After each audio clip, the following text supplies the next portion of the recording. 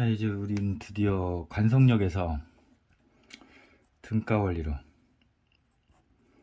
그리고 등가 원리로부터 빛의 휘어짐, 그리고 휘어짐에 의한 현상으로 결국 시공간이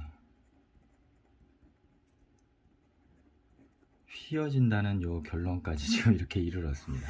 야, 결국 뭐라고요?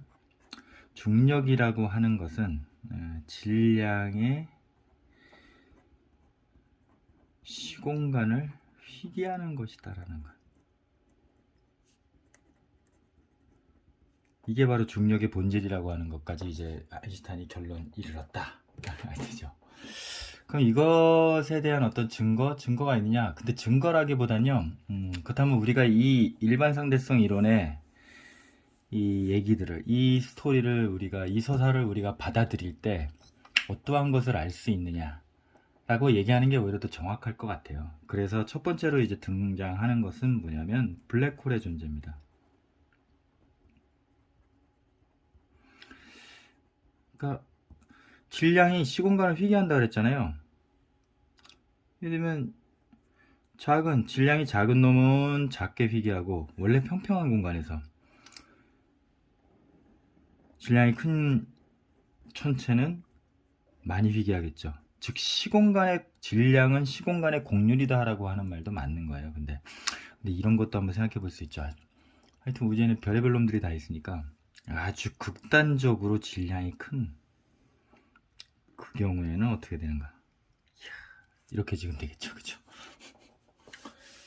이런 그 천체가 있는가? 그래서 블랙홀이라고 하는 거는 검은 구멍이라는 뜻이기도 하지만 사실은 뭐냐면 어떤 별이죠, 별. 매우 큰 질량을 가진 그 어떤 그 시공간을 아주 극단적으로 휘게 만든, 여기 특이점이라고도 하고 그 사건의 지평선을 만든다고도 하는데, 그러한 별이 과연 있을까? 그래서 요거를 지금 확인하는 방법이 뭐냐면요, 어떤 면에선 중력 렌즈 효과가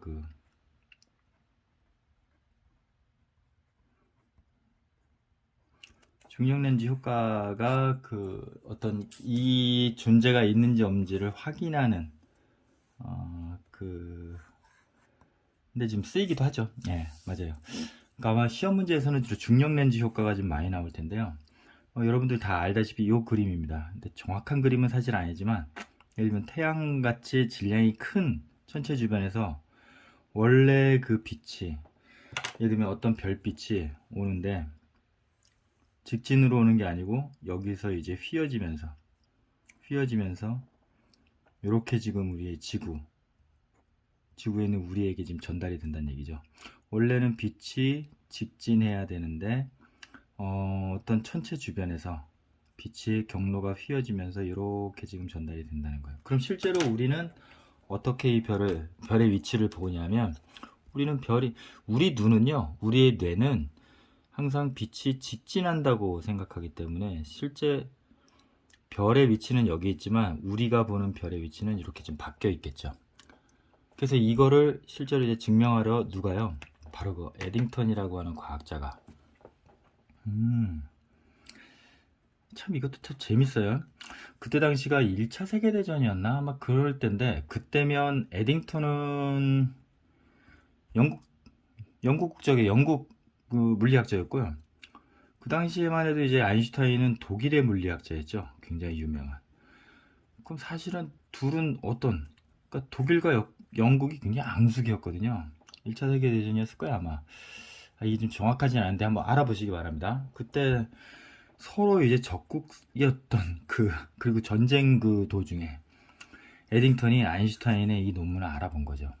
굉장히, 그러니까 일반 상대성 이론을 지금도 해석하기 어렵다 하는데, 그거를 이해하고 어느 정도 이해했을 것 같아요. 네, 자기는 이제 스스로도 그랬다 하는데, 이해해서 아인슈타인의 이 논문의 일반 상대성의 진가를 알아본 사람이 바로 에딩턴이다. 그래서 이 사람이 영국 왕립학회 후원을 받아서 그 당시에 이제 이집트로 갑니다.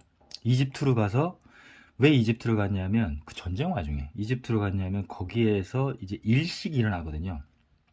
일식이 일어나면 태양 주변이 다 어두워지면서 그 주변에 별들이 보일 거 아니에요. 그 주변의 별들의 위치가 실제 위치보다 달라졌는지를 이제 확인한 거죠. 그리고 일반 상대성 이론이 예측한 그 정도의 각도대로 오차 범위 내에 과연 별의 위치가 바뀌느냐. 그래서 그거를 한번 확인하기 위해서, 그걸 관측하기 위해서 이집트 원정대를 조직해서 갑니다. 적국의 물리학자가 그러니까 국경을 초월한 어떤 학문적인 교류가. 그래서 이게 이제 왕립학계의 이 결과가 일반 상대성 이론에 의해 이 별빛의 위치가 시프트 된 거다라고 하는 게 인정이 되면서 일약 아인슈타인이 스타가 되는 거죠. 결국 에딩턴이 없었다면 사실 아인슈타인이 이렇게까지 유명해질 수 있었을까? 그러니까 진짜 천재를 알아본 에딩턴. 이 얘기를 그 영화로 만든 것도 있어요. 꼭 지금은 보지 마시고 여유가 있을 때, 아마 제가 기억하기엔 아인슈타인과 에딩턴이라는 요 영화일 거예요. 요 꼭 한번 보세요. 약간 다큐식으로 만들어서 그렇게 확 재밌고 그러진 않은데, 하여튼 그 당시의 상황들 아주 박진감 넘치게 그리고 있습니다. 되게 좋습니다. 이 중력 렌즈 효과, 그리고 여러분도 좀 기억해야 될 게 뭐냐면, 아인슈타인의 십자가라고 혹시 들어보셨죠? 뭐 이런 모양이에요. 이렇게 이게 지금 뭐냐면 일종의 퀘이사라고 하는데요. 이 별을 지금 보니까 되게 독특한 게, 십자 모양으로 이렇게 찍혀져 나온 것도 되게 독특했지만, 근데 놀라운 거는 뭐냐면 이 별들 4개가 다 성분 조성이 똑같고 나이도 똑같아요. 밝기 광도도 똑같고, 어디를 봐도 이거는 아무리 봐도 서로 다른 별이 아니야. 이거는 같은 별이라고 할 수밖에 없어요. 그래서 결국에 어떤 이 별이 퀘이사가 뒤에 있는데, 어떤 이 가운데 우리 눈으로 우리 지구에까지 이 별빛이 이 퀘이사의 별빛이 도달하기까지의 중간에 거대한 어떤 은하단, 거의 은하단급 정도가, 그 정도 질량을 가진 놈이어야지만 이제 빛이 휘어지는 것들을 충분히 관찰을 할 수 있는데, 그리고 이 조건도 되게 특별한 조건이 아니면 이렇게 별이 십자가 형태로나 4개로 이렇게 뚜렷하게 나오지 않는다 하는데, 여기에 그 별의 위치, 요것이 이제 있어서 별빛이 휘어져서 나온 것이다, 관측된 것이다. 그래서 이 중력 렌즈에 의한 효과의 대표적인 사례로 이제 우리가 보통 많이 나오고 있습니다. 근데 블랙홀 같은 경우가 있으면 보통은 이런 식으로 깔끔하게 별 모양으로 나오는 게 아니고요, 링 형태로 이렇게 나와요. 링 형태로요. 이거는 여러분들 어디에서 볼 수 있냐면, 영화 인터스텔라에서 거기 블랙홀이 나오죠. 가르강티아라고 하는 별이 그러니까 그 블랙홀이 나오는데, 그 블랙홀이 만드는 마치 링과 같은 왜곡된 상이 나타나는 요것을 지금 확인할 수 있습니다. 이것도 이제 중력 렌즈 현상인 거죠. 그 다음에 세 번째로 들 수 있는 게 바로 이제 뭐냐면 중력파죠. 중력파의 존재는 이건 이미 증명이 됐습니다. 그래서 일단 일반 상대성 이론의 증거로 이제 그거를 채택을 했죠. 그러니까 중력파는 뭐냐면 말 그대로 파동이에요. 파동인데 중력의 파동이겠죠. 평평한 공간에 별이 있으면, 어떤 굉장히 질량이 큰 별이 있으면 공간을 휘게 한다 그랬잖아요. 근데 이 별이 예를 들면 가만히 있지 않죠. 보통 어디 주위를 돌거나 이제 그러잖아요. 보통 그 거대한 대부분의 별들은, 항성들은 이제 쌍성계들이 굉장히 많다 그래요. 우리 태양계가 좀 독특한 편이고, 2개의 별이 함께 도는 쌍성계 같은 경우에 두 놈이 이렇게 회전하면 돌면은 이게 어때요? 이게 휘어지는 게 이게 움직이면서 이제 출렁거리게 되잖아요. 그러니까 출렁거리는 그것이 바로 뭐예요? 파동으로 전해지는 게, 그게 바로 이제 중력파죠. 중력파죠.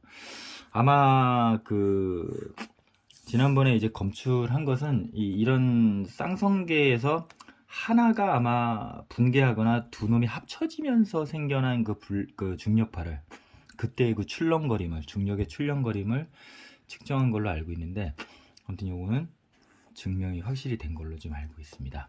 그래서 여러분들은 일단은 일반 상대성 이론이 예언하는 어떻게 보면 또 증거라고 할 수 있는 세 가지 대표적인 것으로서 하나는 블랙홀. 그리고 사실 블랙홀에서부터 뭐가 나왔냐면 그러니까 아인슈타인의 일반 상대성 이론을 풀어가지고 이 방정식 상대성 이론 방정식을 풀어서 프리드먼이 결국 뭐냐면요, 우주가 팽창하는 우주 팽창 이론을 내요. 여러분들 아마 통합과학 시간에 배웠나 그럴 거예요. 그래서 어때요? 계속 팽창을 하거나 한없이 팽창을 하거나 팽창하다가 더 이상 커지지 않고 멈추거나 아니면은 팽창하다가 나중에는 결국에는 다시 수축해서 다시 합쳐지거나 뭐 비크러시라고 하나 뭐 이런 식으로 세 가지의 해가 나온다라고 하는 거를 프리드만이 바로 일반 상대성 이론 방정식을 풀어서 이제 그걸 낸 거죠.